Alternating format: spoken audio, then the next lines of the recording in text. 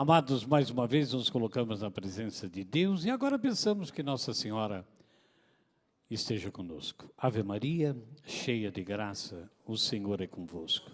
Bendita sois vós entre as mulheres e bendito é o fruto do vosso ventre, Jesus. Santa Maria, Mãe de Deus, rogai por nós, pecadores, agora e na hora de nossa morte. Amém.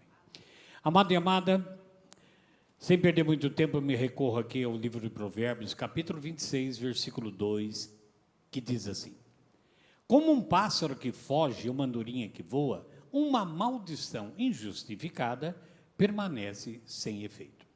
Se a palavra está dizendo que como um pássaro que foge, uma andorinha que voa, quando temos uma maldição na nossa vida que não tem justificativa, ela não tem efeito. Significa que se tiver justificativa, ela tem um efeito. É o contrário. Ora, o que é uma maldição? O que é uma perseguição espiritual? Nada mais é do que uma maldição que alguém lançou sobre a nossa história, a nossa família, nossos antepassados. O princípio disso tudo, meu querido e minha querida, é que nós entendamos nessa hora que ser vítima de uma maldição não significa que eu sou maldito, mas eu estou sendo vítima de uma perseguição hereditária espiritual. Isso quer dizer que eu e você, amado e amada, podemos estar sendo perseguidos, como diz Efésios, por entidades demoníacas, em áreas específicas da minha vida. Não, o demônio não tomou posse de mim, não tomará, porque nós somos de Jesus. Mas por que as influências tão grandes acontecem com a minha vida? Pode ser uma perseguição espiritual que vem de gerações passadas. Primeiro, eu posso ter uma área específica na minha vida como a área financeira. Pessoas que estão com dívida constantes, que se não for de responsabilidade, não conseguem sair.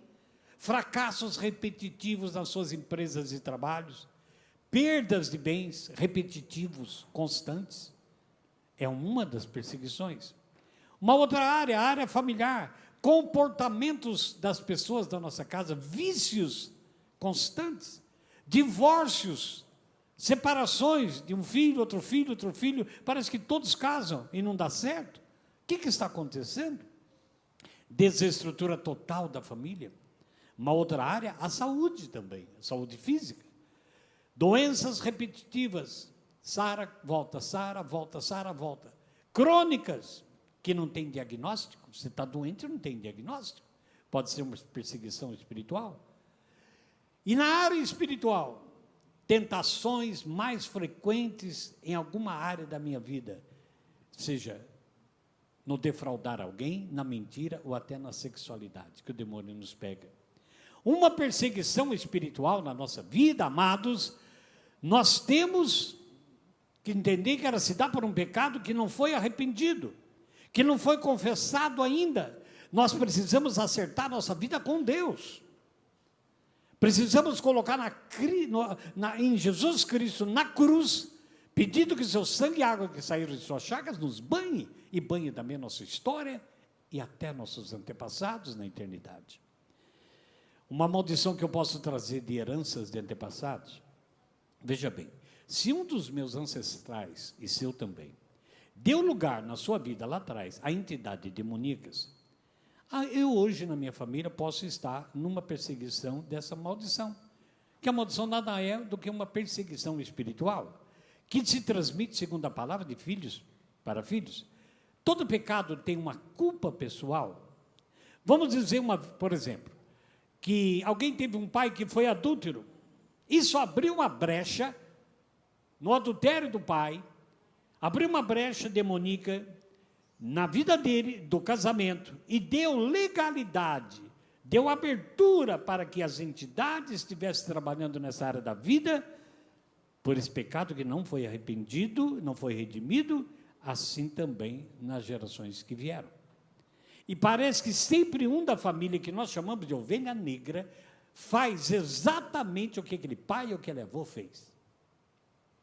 Precisamos observar isso. Esse princípio é difícil de entrar na nossa cabeça, porque não temos muito na nossa cultura de pensar sobre isso. A igreja nos fala, Santo Padre nos fala, Papa Francisco, os documentos da igreja A palavra de Deus diz, cuidado com as ações do mal. Ele existe enquanto há uma mídia dizendo que o demônio não existe. Ele não tomou posse de mim. Eu proclamo Jesus como Senhor. Eu oro em espírito, eu rezo por pessoas, eu comungo. Mas, na verdade, eu não sou totalmente livre, porque há uma perseguição que precisa ser rompida a qualquer momento. Deus se relaciona conosco através da linha da minha família, genética da minha família. O demônio odeia a proposta de herança de bênção na nossa vida. A luta dele é contra o Deus, mas ele quer atacar a imagem de Deus que somos nós. A imagem de Deus somos nós. Ele nos ataca para nos tirar cada vez mais de Deus. Quando o pecado também se instala na nossa vida e nós nos acostumamos com ele, dá origem à iniquidade, que a palavra diz. Há muitas pessoas que estão sofrendo, e me permitam dizer isso, que dizem que estão com problema. Eu estou com problema no casamento, eu estou com problema aqui. Enquanto nós encararmos essa dificuldade como problema, qualquer um resolve o problema. Mas quando nós encararmos que essa situação, ela pode ser pecado, daí só Deus pode. Só Deus pode libertar disso, através dos sacramentos, da confissão, do arrependimento e de tomar a Eucaristia livre de qualquer impedimento. Produtos da herança que eu posso trazer de meus antepassados. 3 heranças determinam a vida de um ser humano, no curso de nossa vida, a não ser que nós clamemos o sangue do Cordeiro de Deus constante sobre a nossa vida, para nos libertar de tudo, que o Senhor nos cubra com essa graça. Tem que ser algo tão profundo, uma experiência tão pessoal minha, que não pode ser mais do meu conhecimento, não pode ser de palavras jogadas ao vento, não posso esperar que as coisas aconteçam de maneiras utópicas ou fantasiosas. Nós temos que enfrentar. Veja uma coisa muito importante que está acontecendo. Muitos estão pregando o reino de Deus, amém? Mas estão esquecendo que a ordem de Jesus era essa: convertei-vos e tome posse do reino de Deus. Muitos estão falando do reino de Deus e nós o queremos, mas não há uma conversão no coração, não há uma experiência pessoal do amor de Deus em mim, não há uma experiência, eu faço 1000 coisas para Deus, eu faço todas as coisas, mas eu não estou nele, por ele, com ele, em momento algum. Nós somos convidados a cada dia ter uma experiência pessoal de Jesus Cristo na nossa vida pelo poder do Espírito Santo. Se não houver uma transformação dentro, não adianta nada. O próprio apóstolo Paulo diz exatamente isso. Ainda que o homem exterior se desconjunte, envelheça, tudo que acontece, o homem interior se renova a cada dia pelo poder do Espírito que lhe foi dado. Amém? Há uma renovação interior que, não importa a sua idade, você se sente jovem, você se sente livre, porque há isso dentro do coração. Tem pessoas que são abastadas financeiramente, pessoas que têm ótimo trabalho, ótima família e são infelizes, porque dentro dela não aconteceu nada. Nossas igrejas estão cheias de pessoas que estão vazias de Deus. Ora, quando eu estou numa situação dessa, quando eu não encaro realmente que as minhas atitudes, meu pensamento até, pode ser realmente um pecado que abre as brechas todinha na minha vida para as tentações, e mais aquelas que eu trago, eu estou trazendo uma herança e criando uma herança para meus filhos e meus netos também. Nós recebemos 3 heranças de nossos pais. Nós recebemos 3 heranças de nossos pais. Primeira, a biológica, que é a formação genética. Nariz, cabelo, pele. É a herança que nós trouxemos. Você é a cara de sua mãe, a cara do seu pai. Nós trouxemos isso. A segunda é a psicológica, comportamento. Temos comportamentos iguais que nossos pais tinham. Pela nossa vivência, demonstramos comportamentos iguais que lembram nossa família, nosso pai, nossa mãe, que também lembram nossos avós. Ora, depois nós temos, então, mais um passo, que é a herança espiritual. Ora, em Êxodos capítulo 20, versículo de 1 a 5, atente a esta palavra. Diz assim: então falou Deus todas essas palavras: eu sou o Senhor teu Deus, que tirei do Egito, da casa da escravidão. Não terás outros deuses diante de mim, e não fará diante de ti escultura, nem semelhança alguma do que há em cima dos céus, nem embaixo da terra, nem nas águas debaixo da terra. Não adorarás, não lhes dará culto, porque eu sou o Senhor, teu Deus, Deus zeloso, que visito a iniquidade dos pais nos filhos, até a terceira e quarta geração daqueles que me aborrecem. Palavra do Senhor. Ora, o versículo 3 fala da idolatria. Note que quando ele diz, não terás deuses diante de mim, Deus fala, mas não fará deuses diante de ti. Ele está falando diante de ti. Deuses de todas as formas, os ídolos que nós queremos, as nossas próprias coisas, a sexualidade, qualquer coisa nós colocamos acima do Criador. Tudo que você coloca acima do Criador é idolatria. Estamos abertos a qualquer ação do mal na nossa vida. Versículo 5 diz que Deus visita a iniquidade dos pais nos filhos, ou seja, um efeito que traz consequência para a terceira e quarta gerações. Eu visito a iniquidade dos pais nos filhos, até a terceira e quarta geração. Ora, se a palavra de Deus está dizendo isso e ela é eficaz, nós devemos não ter medo disso, mas perceber, eu posso estar trazendo uma iniquidade de meu pai, da minha mãe, de meus antepassados, e eu estou sofrendo hoje sem ter motivo, eu não fiz nada, mas eu peguei a herança disso, eu peguei essa herança disso. Ora, Davi com o seu pecado, do seu adultério, ele desencadeou uma sequência de imoralidade e assassinato, incestos, naquela época, por causa de uma atitude. A promiscuidade dele veio como legado sobre os filhos de Davi. Antes, a gente não vê na ascendência de Davi nenhum pecado sexual, a não ser que aquele que ele cometeu, o adultério, e o filho morre e vem depois. Teve depois, é claro, um profundo reconhecimento do seu erro, confissão do seu pecado e arrependimento, que Deus transformou ele num grande Davi. Então, querido e querida, segundo a palavra de Deus, nós herdamos, então, as consequências do pecado original. Em Êxodo 25, está escrito que a gente vê a maldição alcançando a terceira e quarta geração, como a gente viu agora. E dentro da cultura judaica daquele tempo, indicava uma continuidade nas gerações futuras dos pecados. Por isso eu citei Baruque, capítulo 3, onde o profeta diz, Senhor, não leveis em conta o pecado de nossos pais, mas olha para nós que estamos nesse vale de lágrimas. É como se nós fizéssemos essa oração. Senhor, eu perdoo meu bisavô, meu tataravô, meu avô, meu pai e minha mãe. Eu os perdoo todos, mas se fizeram alguma coisa, se cometeram alguma coisa, que realmente eu sou fruto e trago traços, raízes, na minha vida de sofrimento dos erros, olha para mim hoje, nesse vale de lágrimas que eu estou vivendo. Amém? O versículo 6, de Êxodo 20, eu li de 1 a 5, o versículo 6 traz algo muito importante.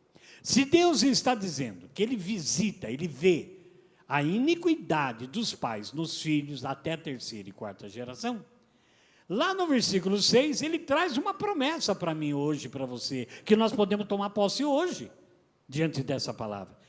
E eu faço misericórdia até 1000 gerações daqueles que guardam meus mandamentos. Oh, aleluia! Pode aplaudir isso, porque essa é a promessa de Deus. Se Ele visita a iniquidade dos pais nos filhos até a quarta geração, aqueles que vivem a sua palavra, se esforçam para vivê-la, se transformarem, arrependendo de seus pecados, perdoando, tirando tudo do seu coração, eu farei misericórdia até 1000 gerações. Então, o futuro do seu filho, de sua filha, o futuro do seu neto, sua neta, seu bisneto, e daí por diante, estará diante da misericórdia, se nós hoje quebrarmos em nome do Senhor toda a iniquidade que nossos pais trouxeram, e eu abri meu coração para tomar Jesus Cristo como meu Senhor absoluto, do meu passado, do meu presente e do meu futuro.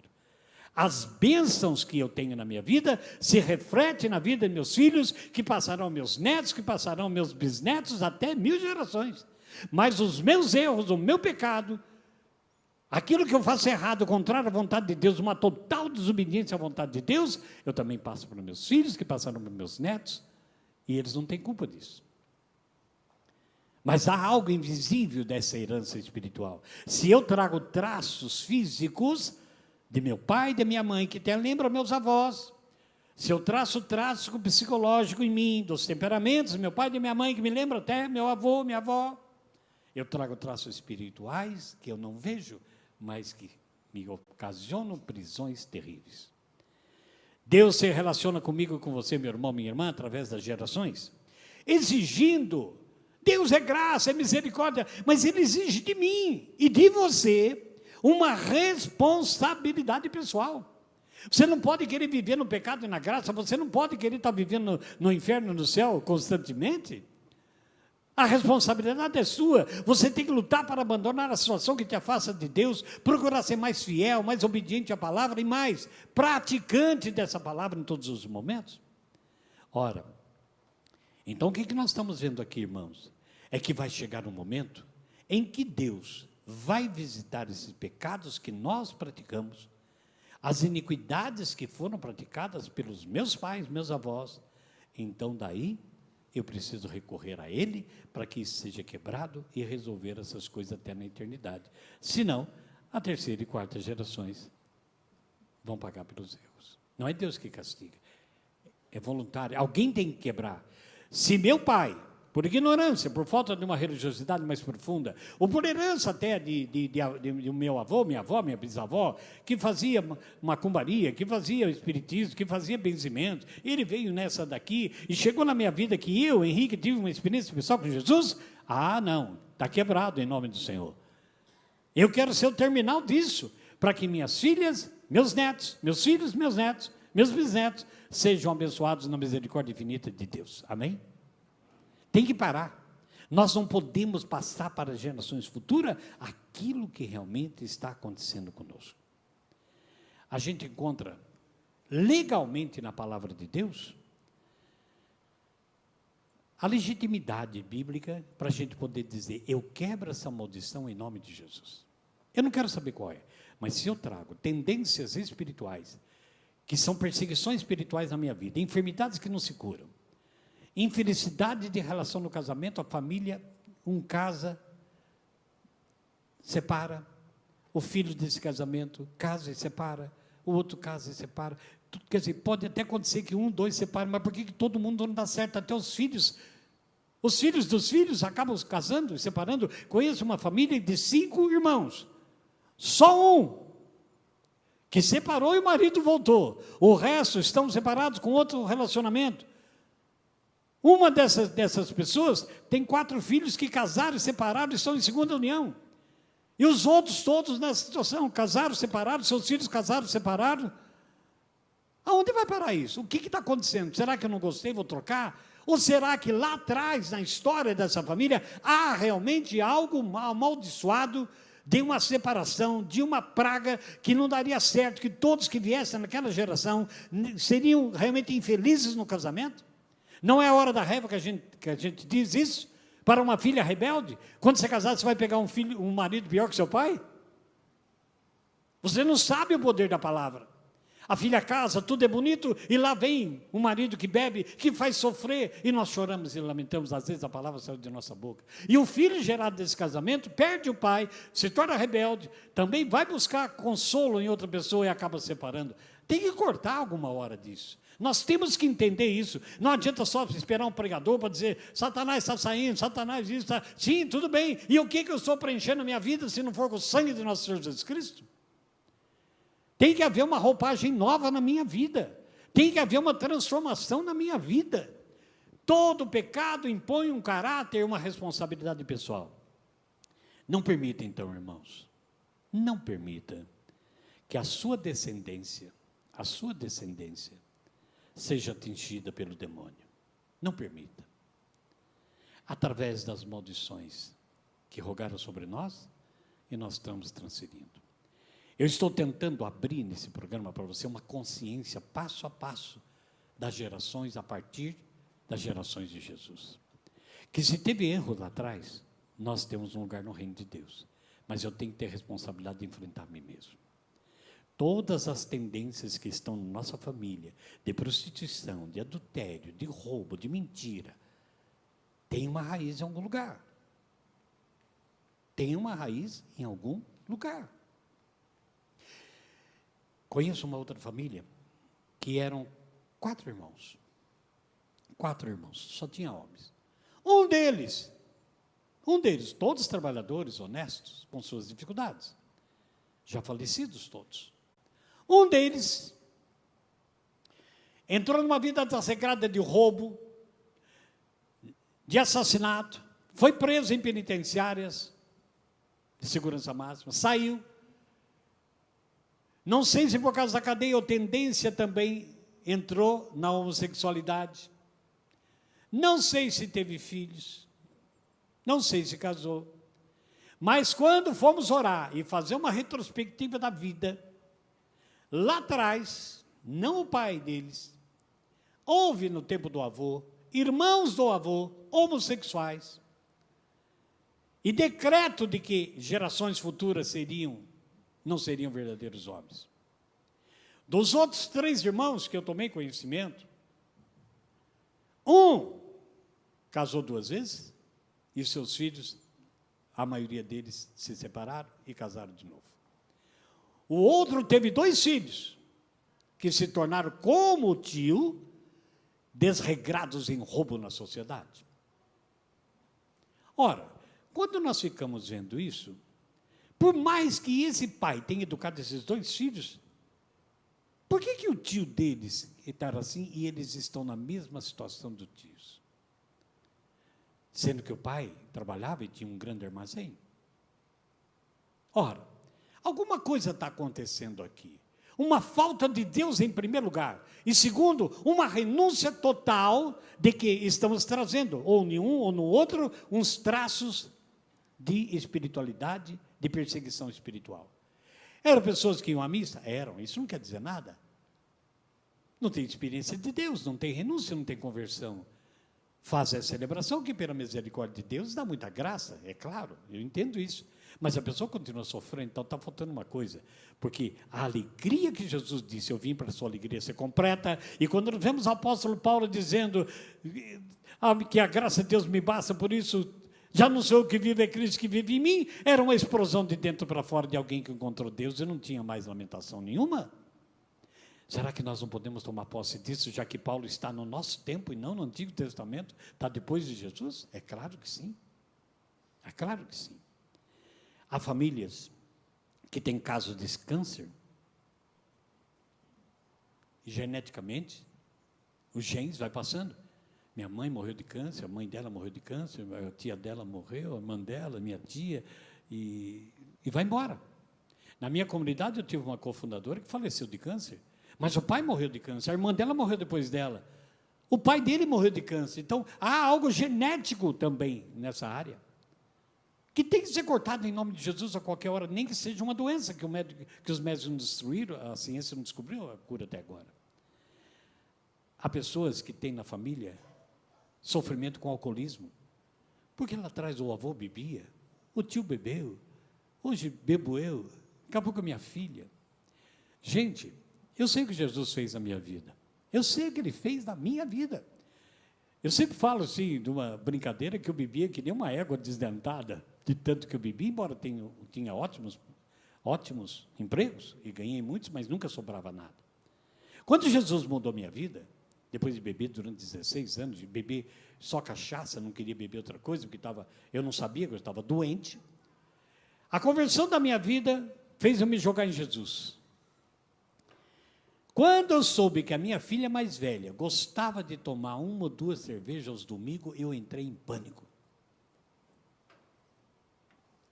Quando eu soube pela minha neta, mamãe gosta de cerveja, eu entrei em pânico, eu gelei. Meu Deus, ela não pode entrar naquilo, ela é mulher, eu não posso ter passado essa herança para ela.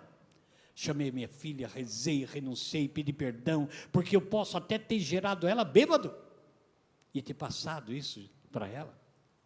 Graças a Deus, foi rompido em tempo. Porque senão passaria para minha neta. Nós temos que entender isso. Nós temos que procurar, não generalizar, mas estar atentos às perseguições que nós erramos e vamos errar. Ora, daí eu volto para o meu passado, eu comecei a olhar. Meu pai não bebia, meu pai não fumava, mas eu tive um tio que morreu de cirrose, de tanto beber. Não pegou O filho dele, não sei nem se ele teve, que eu conheci pouco, ele morreu cedo. Mas por que pegou a mim? Porque o meu avô gostava de uma cachaça toda tarde, até o ponto de cair, quebrar a bacia e morrer assim. De onde vem? De onde vem isso? Nós temos que ter uma hora que temos que parar disso. O sofrimento atual tem que ter uma causa no passado. E em nome de Jesus, nesse dia de hoje, nesse dia que nós estamos juntos aqui, dia 10 de janeiro de 2016, não voltaremos para casa carregando esse peso, essas culpas mais. Ficarão no altar, nessa missa, definitivamente, como a única oferta que nós temos que fazer, para que o corpo e o sangue de Jesus tenham efeito em nossa vida. Amém. Querido e querida, para encerrar, perturbações mentais de familiares, pessoas que têm visão de vultos, que não é constatado nada pelos médicos, pessoas que têm comportamento que repetem de geração em geração, pessoas que são abusadas e abusos sexuais, adultério, obesidade, tudo que manifesta no físico, na mente, no espírito, são algumas características que fazem parte de uma perseguição espiritual nas famílias e que devem definitivamente ficar no seu lugar, porque o futuro a partir de hoje pertence a Deus. Está rompido, não aceito mais. Mesmo que evidências venham de eu olhar, eu estou olhando para a graça que vai se manifestar. Hoje você pode se livrar das cargas e maldições. Limpar realmente, porque tenho certeza que o maior lixeiro do mundo, nosso Senhor Jesus Cristo, está dizendo para cada um de nós: colocai sobre mim vossos fardos. Todos os fardos que carregamos. Incline a sua cabeça um pouquinho. Deixe que o Espírito Santo te mostre quais são os fardos que você carrega. Pense um pouco nos seus filhos. Você nunca teve atitude, porque seu filho tem, porque sua filha tem. As atitudes dos seus filhos vêm do seu pai, do seu marido, de sua mãe, avós. Revela no Senhor. Porque nós queremos ser livres e ser felizes. Não permitiremos mais, em nome de Jesus, que seremos perseguidos espiritualmente em nossa vida e que nada disso sobrevalece sobre o sangue redentor de Jesus. E agora solta sua voz e repete comigo: Senhor Jesus, eu me entrego a Ti totalmente. E em Teu nome, Jesus, eu entrego minha família, meus antepassados, para que a Tua graça aconteça nas minhas gerações e na minha vida. Amém. Você se sente vitoriosa e vitorioso? Sim ou não? Então aplauda, porque Deus vai mudar a sua vida nessa tarde. Amém. Amém.